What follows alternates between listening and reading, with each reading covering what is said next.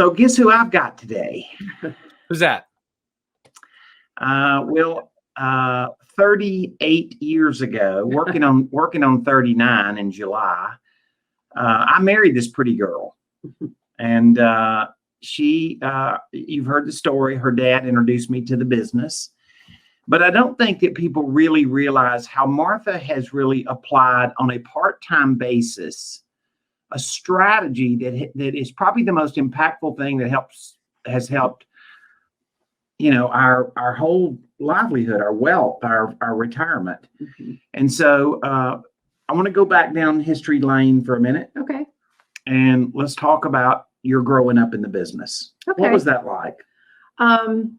Well, for me, initially, I grew up with my dad owning a lot of rentals.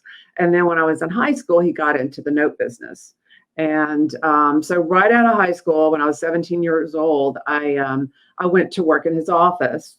And basically, I worked for, his office manager, and I learned the documentation process, how to process a loan as far as what you want to look at when you're buying. Mm-hmm. And then documentation wise, how to prepare closing documents and, how to close on the loans and things like that, how to actually acquire the loans and everything, that it takes to get that done, as far as due diligence and all the things that you go through, right? That, all of you are learning. So I learned that really early. And so it's just kind of been second nature to me to be able to look at a file and look at those things quickly and analyze it. And then, as far as documentation, we've just done a lot of that over the years. I mean, the other thing though, that I feel like my dad really instilled in me at that time, and in regard to the business itself, the note business, is, the different ways to use the cash flow that comes in from notes.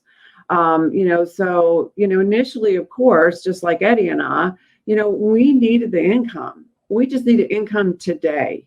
And so we bought and we sold notes for just income to live on.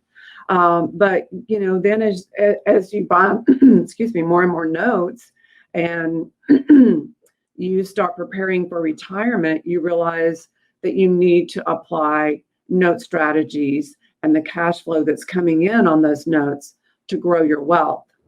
And in growing wealth, and increasing that cash flow, that's what allows you to build a legacy and to leave cash flow for future generations. Because there's going to become a time, even for Eddie and I, that we're going to have, potentially more cash flow coming in from notes than what might pay out in our lifetime. Oh, we're going to spend it all, man. You keep saying that. I'm like, no, we're not. We're going to spend it all. I want my last take of gas, my last dollar. But no, I'm just kidding. Well, and we of course now our kids are coming into the business in different areas of real estate, because we've both been in a lot of different areas of real estate. I mean, I was a landlord. I had a lot of rentals. I've done a fix and flip model. So we've done a lot of different things in real estate. So now our kids are getting involved, and so they're learning the business, and they're learning the concepts of keeping it going, keeping the legacy, keep building on the legacy that you have. Okay, so you've developed a strategy. Mm-hmm. You and I learned this concept from your dad, and we perfected it because we did like thousands of these where we would buy or sell part of a note, right? And so then you started looking at that strategy and saying, well, I could do that with retirement accounts, and I could then like really build it. So you always have had a concept though of building a legacy, right? Well, yeah, I have. And I think the concept about building legacy came from my dad. He was just an extraordinary visionary. I mean, he could just see and plan for 30, 40, 50 years out. I mean, most people just don't have that concept. And he was just a master at doing that. And so, what he was preparing for at the time like we need to be preparing for, and you need to be preparing for, is when the day comes that, you know, you don't want to work anymore and you want to retire, but you've got to have enough cash flow down the road over these different time periods to you know, to pay all the expense that you might have. And so he was just, you know, a master, you know, calculating that and knowing exactly how much cash flow he was going to have when he was a certain age, and, you know, what he needed at that age to take care of him and my mom. And, you know, he was, you know, the same concept as, and I know you've heard other people say this, is, you know, you always want to make money while you sleep. You know, be in a business where you can make money while you sleep. And what better business could there be than being in the bank and actually just, you know, that pay monthly payments coming into your account every month. And you know, when you multiply that times, let's say hundreds of loans, if you want to, you can imagine how that grows. I mean, it doesn't start out that way. You've got to build it, but you can get there. Yeah, I wanted to make a statement about Martha's dad, Mr. Shoemaker, right? Martha's maiden name was Shoemaker. And he really was, just for me as a young guy, 20 years old, to meet him and have all the business conversations that we had, and him just have such clarity. Martha's dad sadly passed away almost 24 years ago. And it'll be about a month, and it will be 24 years. So it's so we've had, I feel like what we've done is help move your family forward, things that your dad had in mind, and I think we've moved that, you know, tradition down the line. I wanted to make one statement about Martha's dad, and I think this kind of defines him. So Martha's dad had a lot of wise thoughts and sayings. He left me a letter that was in his will. It was a private envelope addressed to me in his will, and it was a few paragraphs just saying about different direction or ideas or thoughts. And I don't remember every word of the letter. It's been a long time ago now, right? But I don't remember every word, but I remember the first sentence in that letter. And it said this: Eddie, always remember this: money spent on fond memories is never wasted. That was Mr. Shoemaker. That defined him. As good, as conservative as he was, and as good of a steward of money as he was, and he was saying, don't be scared to spend some money on things that are going to be a fond memory for life. And I just think that defined him. Right.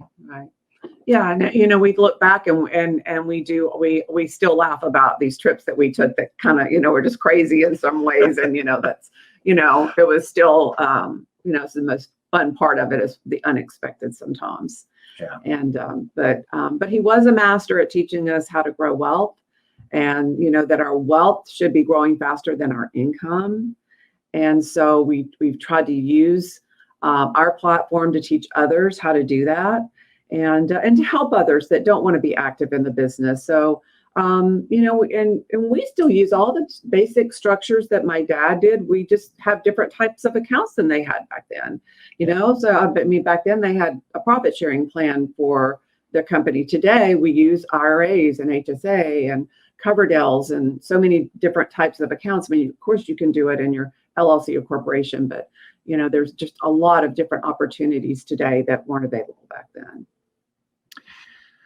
So you use a leveraging strategy. You buy a note in one of the multiple different tax advantaged accounts, they call it, right? IRAs, 401ks, Coverdell education, whatever that is for us and our family. Yeah, we still buy in LLCs. I mean, you know, you buy a loan, and then you turn around and you sell a cash flow of that note. In other words, you buy the whole stream of payments, if I can use my hands, right? Then you sell the first, say, half of that note. And it's pretty good math, Martha. If you buy a $100,000 note for $80,000, and that's a 20-year note, you'll probably sell about 10 years of that note, first 10 years, not the back 10 years, but the first 10 years, you'll sell that for about $80,000. Yeah, so you can back into the numbers and see how it works. But yeah, so you're selling the front end of the loan, and you just want to sell the number of payments that allows you to recoup your investment. You need to have, of course, in the IRA world, they say you have to have, some money invested in this. So you've got to look at each transaction and say, well, about how much do I need to have invested? And that is based on, well, what's the acquisition cost? I mean, what's the dollar amount on this asset? So it can be different on every single asset. I mean, then that's one of the things that's nice about it. It's not like everything you do is cookie cutter and is exactly the same. Like if you were doing a fix and flip model, you were doing exactly the same thing, which is, that's, you need to be careful about, that it's not, something that the IRA would not be acceptable in an IRA account. And I think that's one of the things that makes it so nice about the note business. So I work with private investors, and I'll have a private investor that will buy, the front end of the loan. So they're basically in first position on that loan. I mean, they're going to get all of their money up front before I get a dime. I'm not going to get anything until it reverts back to me. And so it's a great situation for the passive investor as well as myself, because we are building wealth and leaving a legacy together. Because, many of my investors may be 60 to 80 years old. And so they know they're leaving a lot of this, cash flow that's in a retirement account for their children. And so, they're leaving a legacy at the same time that I'm leaving a legacy. They just don't want to be active in the business. And so that's, you allow them to be passive, and they know that you have skin in the game. They know you have a lot of money that's owed you on the backside of that note, and you're really clear about that. So here's a big mystery, Martha. 20 years of Note School and speaking in front of tens of thousands of people, right? And how does Martha find the investor? It's a common question. It is. And I mean, there are just so many different areas that you're going to find, that you would find investors, that I find investors. It's just, somebody sometimes that you sit next to on the plane. Then it's sometimes, somebody that you meet in a business situation that you start talking about, what you do. And they're like, oh my goodness, I might have investors that would be interested. The reality is that people that like real estate and that have been in some form of real estate, maybe they've owned rentals. I've owned rentals myself. I know personally how tired you get of being a landlord. They don't want to do the work anymore. We just find them and we call them burnout landlords. They are excellent customers for us if they're, to that point that they're ready to, stop being an active landlord. And many times, depending on the cycle of where they are and rentals, maybe it's time that they're going to have to go put a lot of money into these rentals to bring them back up to market to where they can get full market rent. And they're just willing to sell instead of doing that because they don't want to manage that and they don't want to put the money back into them anymore. So it just varies. But that's a good part of my business is people that have either been in real estate or owned rentals. And they like real estate. They just don't like the job. They just don't want a job anymore. They're ready to be retired. And they love the fact that, I help oversee the loan for them.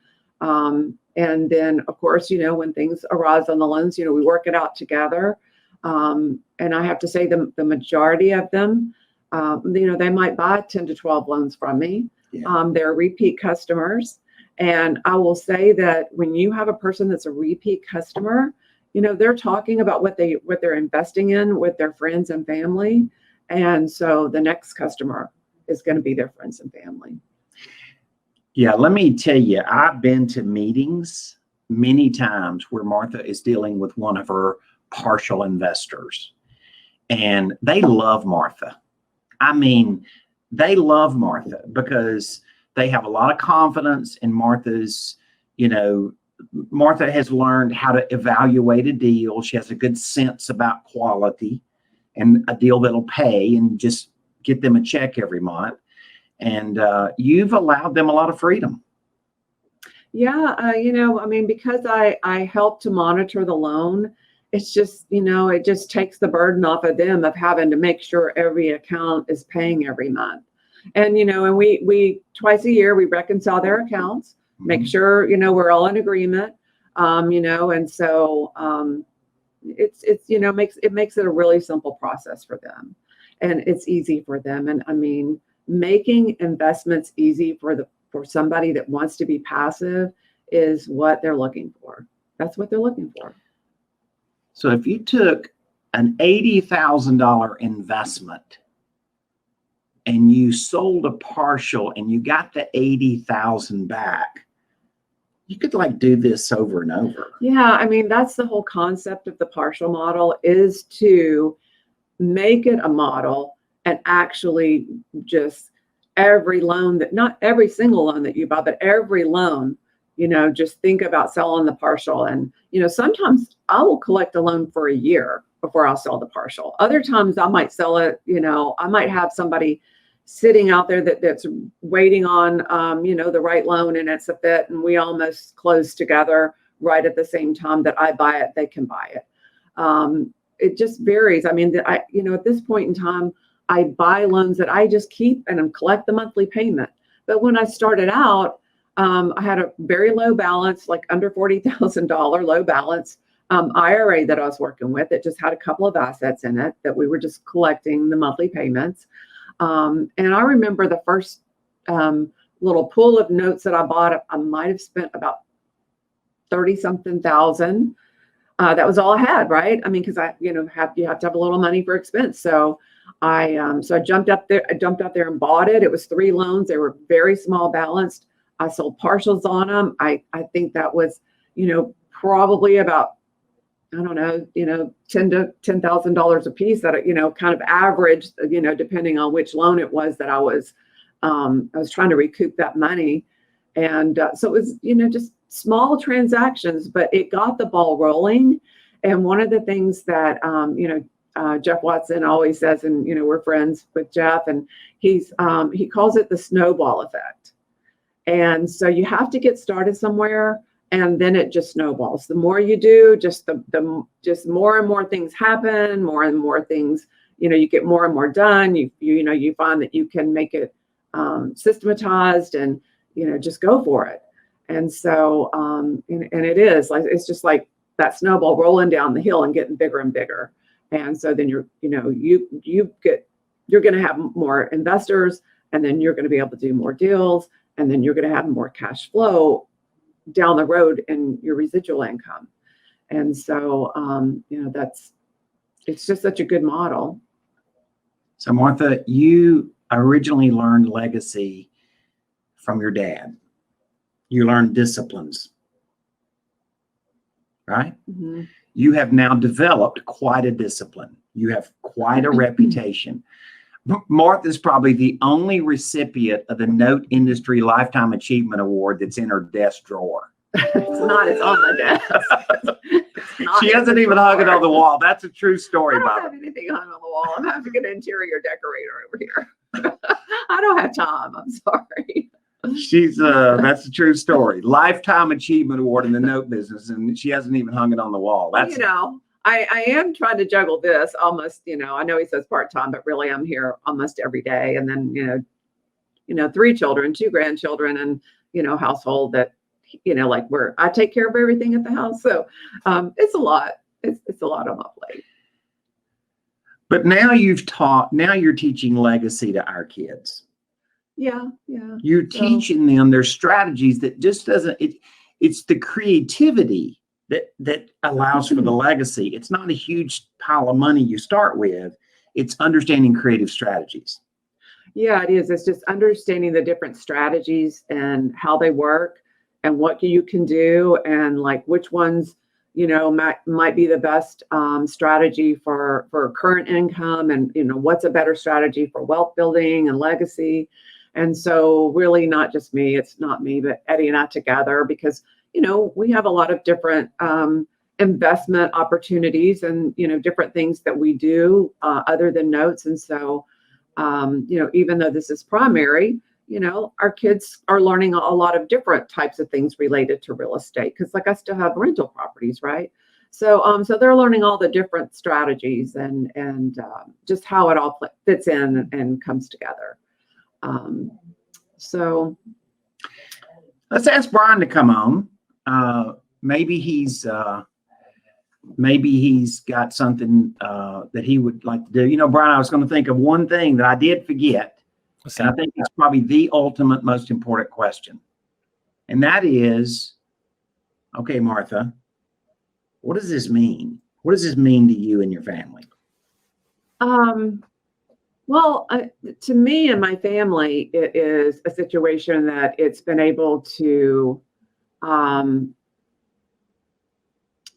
also be a generational situation where we can be go-givers. My dad was very benevolent, and Eddie and I have tried to follow that path. We want our kids to follow that path. And so, if you start out the year asking how much of your time and money can you give and help others, then it changes your whole philosophy on what you're doing. And it's just like, it's just like the partial model. It's a win-win. It is a win-win for me. It's a win-win for my passive investor. It really is. And then, for people that are out there and just saying, how do I even get started? What do I do? It's like, just just start looking at notes. Don't wait. Find something that fits your budget or the investor's budget. And, the model is simple. It's just a matter of running the numbers, make sure you've got the right asset, and, be strategic and stay focused. And the same thing, you'll just be able to just do one after another. And so, it's not all about me or you, it's about helping others too. And, I really end up befriending, and many of the investors become friends with me. And, but I do a lot, and I spend a lot of time with them before they even buy an asset. Just really teaching them how we do due diligence and all those type of things, and what type of properties we're looking at and what the borrowers are like, and just it's just a waterfall, and it just keeps growing, and until we get down to them buying an asset and actually funding and closing. So there's a process to it, but I think the most important thing is just look at all the different ways that it benefits both parties. Yeah, right. I think too, one of the things that you were talking about that really stands out to me, that I feel like is kind of the thing that it always sinks to the bottom, it is not just that it provides your passive investors this cash flow, or that you're simplifying the investing process. But I think something that isn't talked about enough, especially in this market condition, is the reduction in risk, that you're taking so much of the risk off of the table for that investor, right? If they took that capital and they put it into a rental property, and now they're having to deal with tenants and toilets and putting more capital into a property that needs fixed up, or tenants that can't even afford to pay right now, you're taking a lot of the risk off of the table. And that's really one of the things that I think that you do such a great job of with this partial model. Is one of the best ways you serve your passive investors is simply by saying, look, you're in your 60s, you're in your 70s, you're in your 80s. You're not at a spot to where you should be going out and taking these massive risks necessarily. This is a great way to build legacy wealth without having to take some unnecessary risk. And I think that's not really talked about enough. And really a lot of this market condition highlights how important that is. And so it's really cool to see how you've kind of been able to help a lot of people, not just make more money, but also reduce their risk. And I think that's really big from a legacy perspective. Oh, absolutely. I mean, you've got to, like I said, I mean, I get to know all of my investors personally. So I really learn about their risk tolerances, and the different types of loans that they would be willing to buy. And so, and you're right. I mean, it's like there is a point in time when they need a conservative investment.